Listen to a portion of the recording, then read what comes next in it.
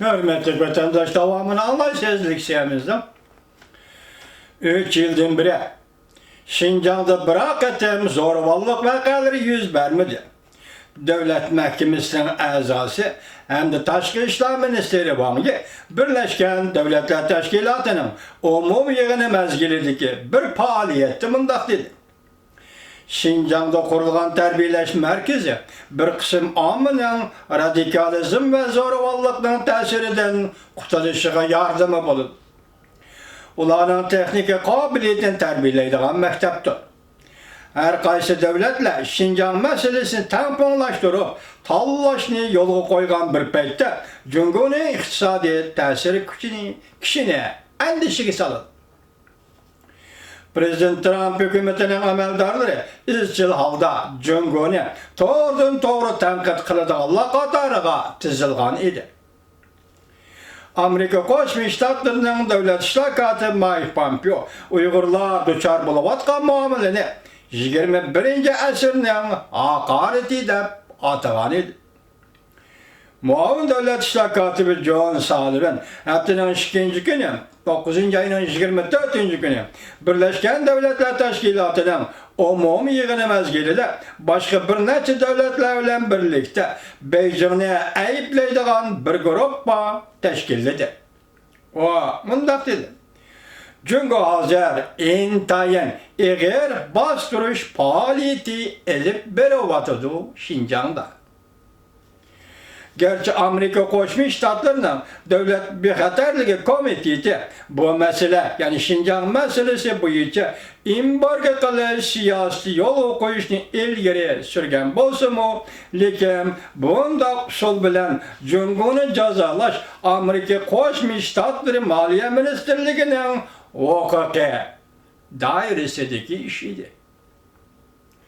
Hazırlıkçı bolgan arlıqçı so'zi söhbeti izchil avval o'ylashadigan ish bo'lib keldi. Belki Prezident Trump bu meseleге sal qaradi ve Jungoni o'z mayliga qo'yib berdi. Prezident Trumpning cheklik faoliyati butun yer sharining bu mesele bo'yicha o'ylanishiga ta'sir ko'rsatishi mumkin.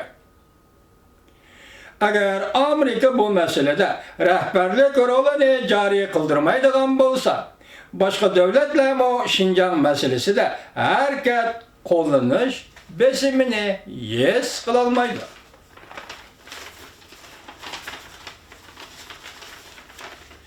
Bazı hükümetler, devletler iktisat meselesini oyluşup Jungo'ya ihtiyaçcan muamele kılır. Yeni Zelandiya'nın veziri Jacinda Ardern, Kilistor'da 51 nefer Müslüman öldürüş vakası yüz bergenliğiken uzun ötmey Beijing'ni ziyaret kıldı. O şu vakti mundaq dedi. Ben Xi Jinping ile hususi halde Şinjan meselesini söhbetleştim. Demek o bu doğruda, yani Şinjan meselesi doğrusu da köp iş kılmadı. Yeni Zelandiya'nın asaslık yezgilik çarpıcılık mahsulotları Jungo'ga eksport kılınır. Ötken yıl Jungo Türkiye'ye yardım kılıp 3 milyar 600 milyon dolar energiye ve katnaş işlerine qarz verdi. Şundan keyin Türkiye'nin iqtisodiy kadem çekindi. Bu yıl 7. ayda Erdoğan 7. ayda Beijing'ni ziyaret kılgan mezgilde Xi Jinping Erdoğan'ın Jungo'nun canıcan menfaat teşebbüslerini kollaganlığa rahmet etti ve medyahledi.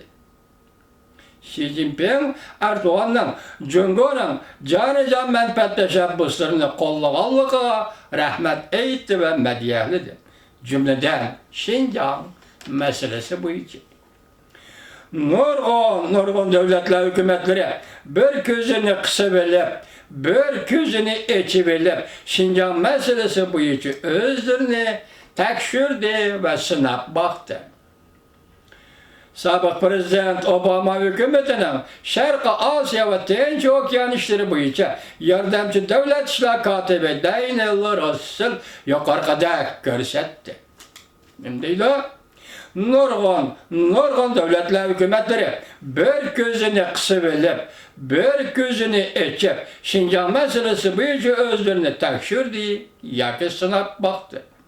Sabah Prezident Obama hükümetinin Şarkı Asya ve Tinç Okyan işleri boyunca yardımcı devlet işler katibi Daniel Russell yukarıda görsetti. Çünkü öz aldığı koyup algan canı menfaatleşen bu senin intayın sezgürlüğüne hem kişi bildi.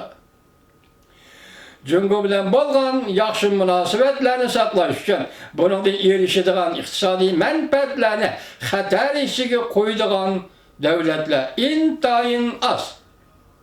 Şundaqla bu devletler özünden Cungo öç alıdığan obyektqa aylanıp kalışını herkes halamaydı.